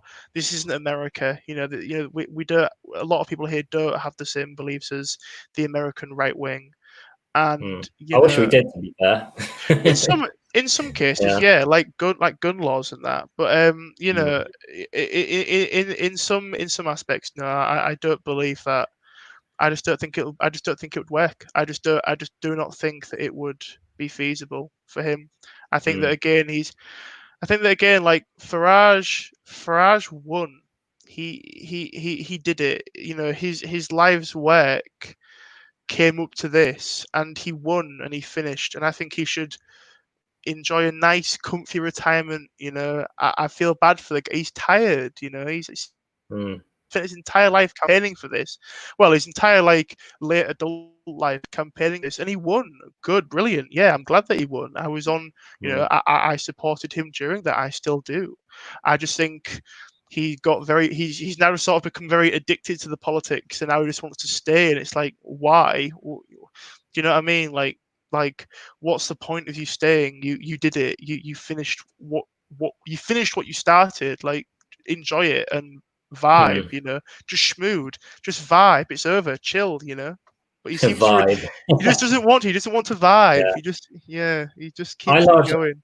Yeah, I largely agree with that. I actually prefer him as a media commentator. Yeah, however, his investigative journalism he's been doing, I've enjoyed that. That's been quite interesting to watch, and the fact that he's just basically been going around filming things happening and being more of almost like a news reporter on his own. Like a Lauren Southern. Yeah. Oh gosh. Yeah. But yeah, like I say, like he's certainly that's interesting, and I hope he keeps doing that. But I just don't see why he feels the need to stay in politics anymore. He's finished. He's done. He won. You know. Yeah, I do agree with that, but I do think if he were, I reckon he could do a party with Aaron Banks if they didn't do this awful marketing of the Reform Party, Mm, and if they actually focused it on the things we care about, freedom of speech, immigration, mm, things like that, I think they'd be onto a winner. But I don't yeah. think Farage is quite on the ball enough to be able to achieve that. I think he's too sort of, I don't know what it is. I think he's not, he is red pilled to an extent, but not in the same way that we are. I don't know.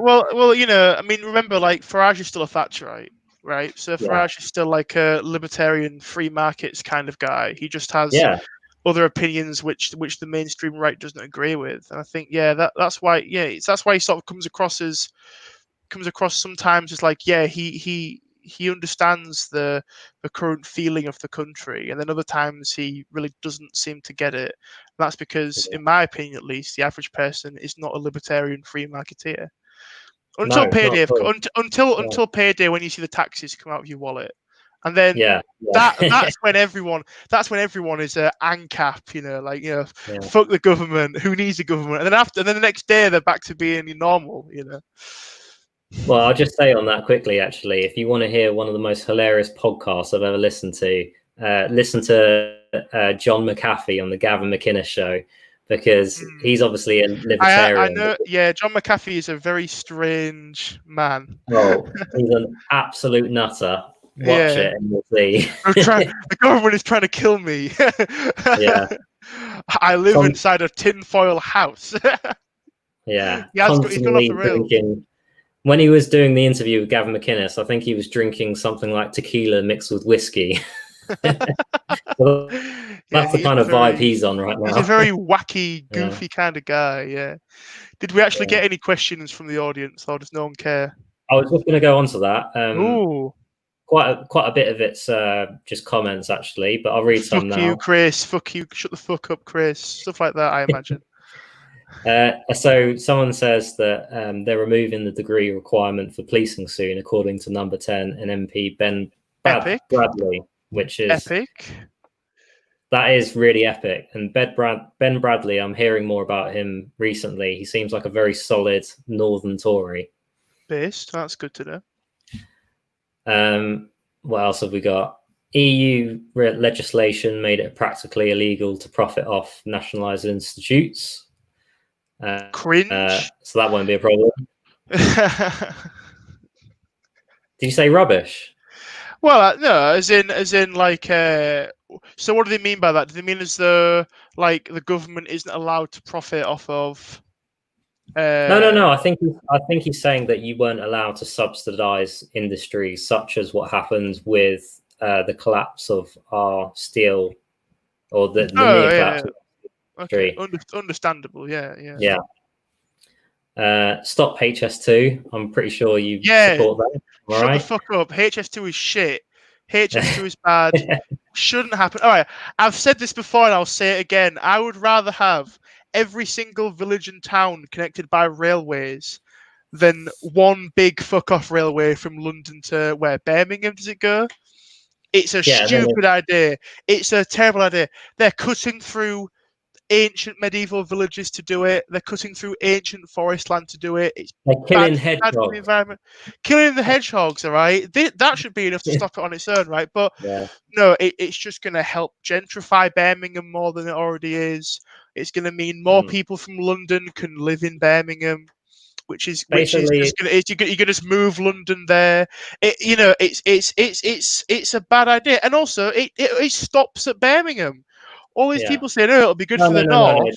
To be fair, it does actually go to Manchester or something like that, I think. But they're Oh, not okay. going to do that part of it till way later. Well, That's yeah, all. exactly right. So all these like, Mm. oh, this is going to be immediate investment for the north. It's like, no, it isn't. It's that's at least 15, 20 years away if it ever happens. Which Yeah, the next government might then scrap it.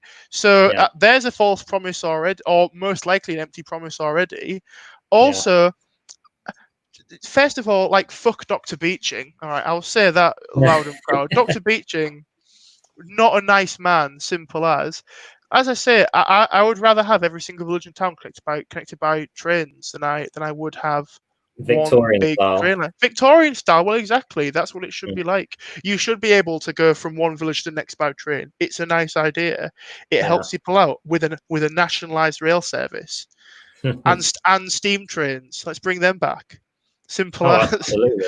Oh, Yeah. absolutely. Yeah. Why can't we make trains look nice? You know. Well, that's coming from someone who studies electro engineering. I It's like, yeah, do. bring Yeah. the steam train back. Engineer gang will have like it'll be like Yeah. vape. It'll be like a vape steam, It'll be Yeah. pretend, but it'll still be cool. Yeah. Okay, what else have we got? There are 3 million unemployed now. The private sector has been destroyed by the bug. By the coronavirus, I think they mean. By the coronavirus, yeah. Yeah. I didn't know it was 3 million. That's That's a pretty lot of much people. what I That's expected, to be honest. If that's what anything, I thought it would be more, to be honest. that's what that's 0.5%. 60, 60 No, million 60 million people in the God, I'm UK. terrible So with math. yeah, 60 million people in the UK. So 1% would be no. Yeah, 10% would be.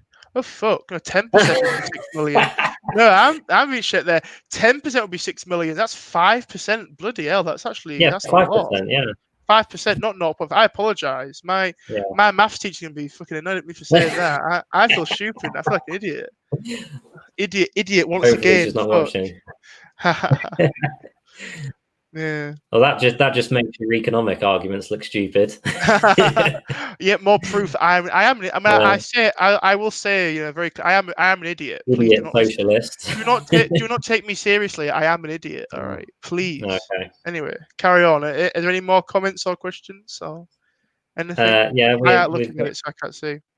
someone called the Admiral as saying, "Yo, Topher man on purple Tories." Hey, Oh shit! I think that's Sam Martin. Hello, Sam. Yeah. I actually have no idea. Yo, no, Damien, you have to go. Yo, bass. Do the hat, bass. What? Oh yeah, I'm not. I was actually instructed by some members of the secret society to give Duck Gang a shout out. So Oh, okay. I will say Duck Gang, thank you for writing the Mallard. It's very nice. I like working with you. Keep being epic. All right, Shout out carry that on. game. Shout out Duck Gang. Big up. Who is Topher man, by the way? Turfer, that's me, Christopher Turfer. Oh, okay. I thought maybe it's like some cartoon or something. No, it's just I am a cartoonish individual, so I Yeah. suppose you could say that. But yeah. What else have we got? Blair opened the borders. Look at the mess now. I think we both agree with that. Lauren has come back to grift. Lauren Southern. Yeah, Lauren Southern is going grift mode right now. Did you see that? So Okay. she went off Twitter for ages. Mm. And she sort of disappeared, and now she's come back. But Lauren Southern is a grifter, and she just wants money. Yeah, it's one of the. Yeah. Oh well, at least that's what we theorize, all right? Maybe she's actually doing it because she cares, but a lot of people seem to think that she's just grifting for money at the moment. Mm. The grift right, the grift right is real, and it's a very dangerous thing. The Milo Yiannopoulos of the world who are just sort of in it because they want the money. That's what the grift right is. Yeah. Okay. I feel like I'm having to explain all these Zoomer, terminology to the boomer Damien, right? Like, Well, I recently learned the term simp, which I've never heard until a few days ago. Well, there are plenty of them around.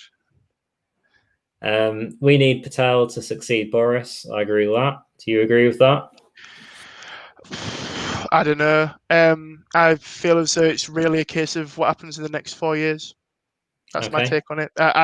It's a case of whoever's best in 4 years' time. Patel might be something else in 4 years. We don't know. Okay. And the last questions I'll ask, I think I can group these all together, actually. Okay. So we've got what do you make of red Tories, and what do you make of the new red wall Tories? And also, what's your thoughts on Rishi Sunak? Okay, so my thoughts on red Tory as a concept. It isn't. It would be how I would describe myself. Although, as I say, I haven't really met many of them in the wild. Although I'm sure they do exist. I It's true. It's true.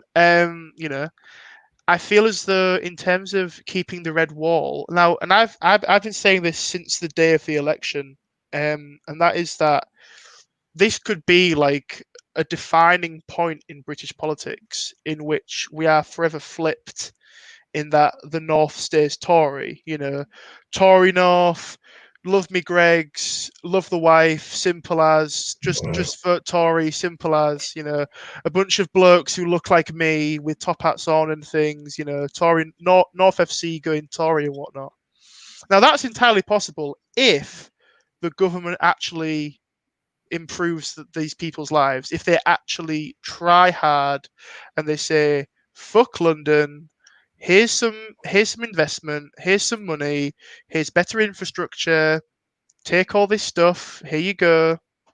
And they actually try really hard to actually save the north of England.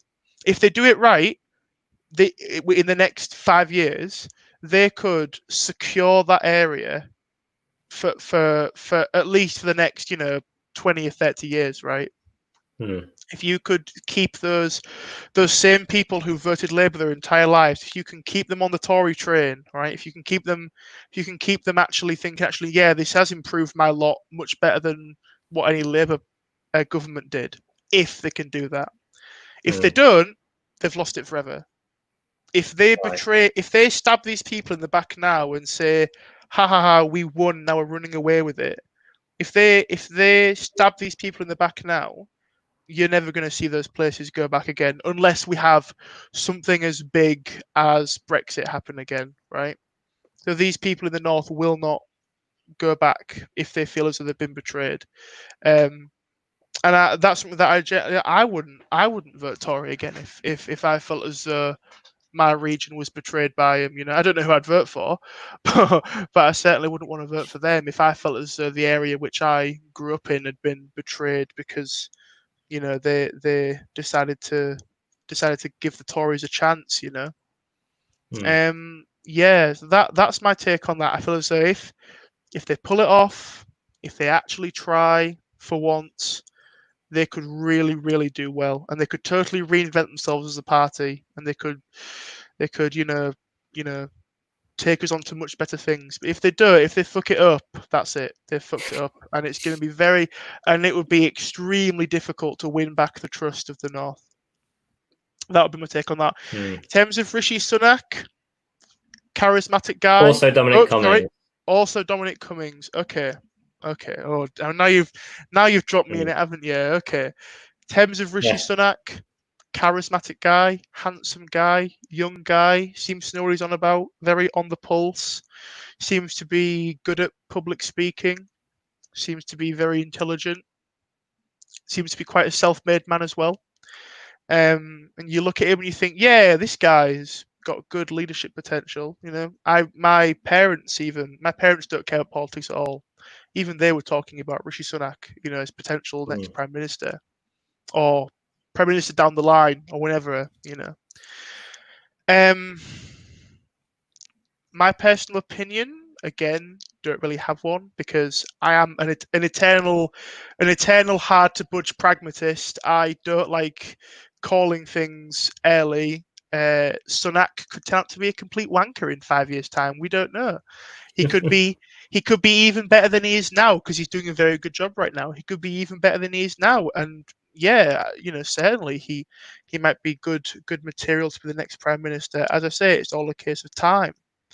That would be my take on Sunak. In terms of Cummings, difficult one.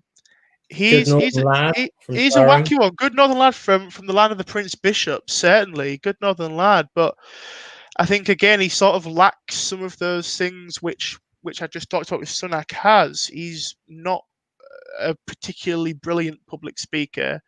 He's not some dashing man you know from the sort of establishment. He is just sort of on his own. He sort of sticks out a little bit in terms of the fact that he isn't swish. He doesn't make the ladies swoon. He's just Dominic Cummings. I think he's certainly very intelligent. I think he certainly knows what he's talking about. But at the same time, I think that he did fuck up and he did make a mistake and that he did get caught and that was his fault. And I think he should have apologised for it. Is he a solid conservative, though, do you think? No, not at all. No. No, I Okay. think again that's one of the reasons why he didn't apologise straight away, because he doesn't actually care about the concept of like conservatism. He just cares about image, right? That's what he cares about. He wasn't brought on to be minister of something. He was brought on to sort of teach people how to win elections and how to fight campaigns online and things, which the Tories did very, very well in 2019. They did fight that campaign online. It was fought very effectively. Obviously partly due to Dominic Cummings. And yeah, as I say, I just think that he isn't part of their sort of established group. He's his own thing, and he will forever be his own thing. And that's why, again, like, he doesn't actually give a shit if his mistakes make the Tory party look bad, because he isn't in it for the Tory party, he's in it for him. Do you know what I mean? Yeah. Which is, don't get me wrong though, very intelligent bloke, really again has his finger on the pulse, he knows what's happening, but he did mess up big time, and he should have apologized for it. Because some people are very upset by the fact that they see it as a case of one rule for them, another for the rest of us, you know. And I think, you know, as well, like I believe right at the start, the Scottish health minister resigned for similar reasons, and you thought, well, they had to resign. You know, why didn't you? You know, and I think, yeah. To be fair to him, I do think his circumstances were pretty exceptional. His circumstances were different, but again, the media was never going to cover that, because they like having someone to tar and feather, and fair enough. Yeah, but he didn't actually break the rules technically, because no, he didn't break the rules. Some leeway there. Yeah, he didn't break the rules. But it does. But to the average person, that doesn't matter.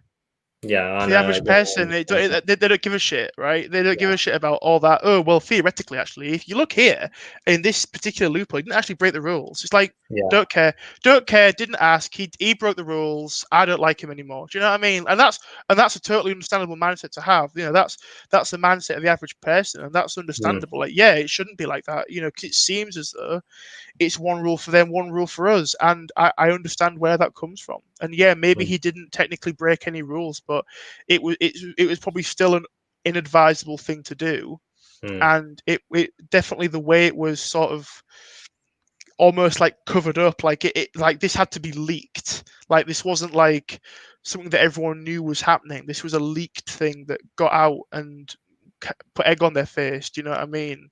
Like, you wouldn't try and cover that up unless you knew people would have a bad reaction to it, right? So he knew that what he was doing would get him in bother if people found out, and they did find out, and he got in bother, and yeah, rightly so. Yeah. Okay, last question. Go on. Would you join the SDP if the Tories betray the North? Did someone ask that, or are you asking that? No, that's not me. It's someone else. Oh, I bet that's Jacob. Yeah. I bet that's Jacob Barden. No, I know who that is, actually. He's a friend of mine. Yeah, good lad. I'm not. If the Tories fully betray the north of England, maybe. I don't know. Yeah. Your SDP friends getting excited now. My SDP friends are they're just grabbing me. They're pulling me down into their lair. You know, I don't know. I just don't see. I don't see how they could ever really feasibly win an election. No, and, I don't. You know, maybe if there was some more high energy characters like myself in there, some more, you know, young Zoomers rolling in, you know, to revolutionize and change what they're all about.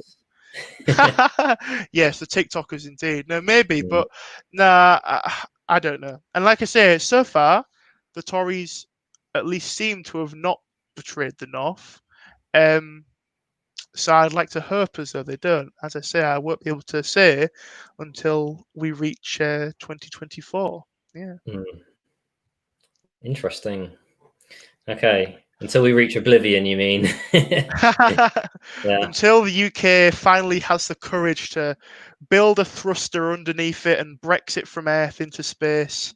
Until that point in time, we'll just have to wait and see. Okay.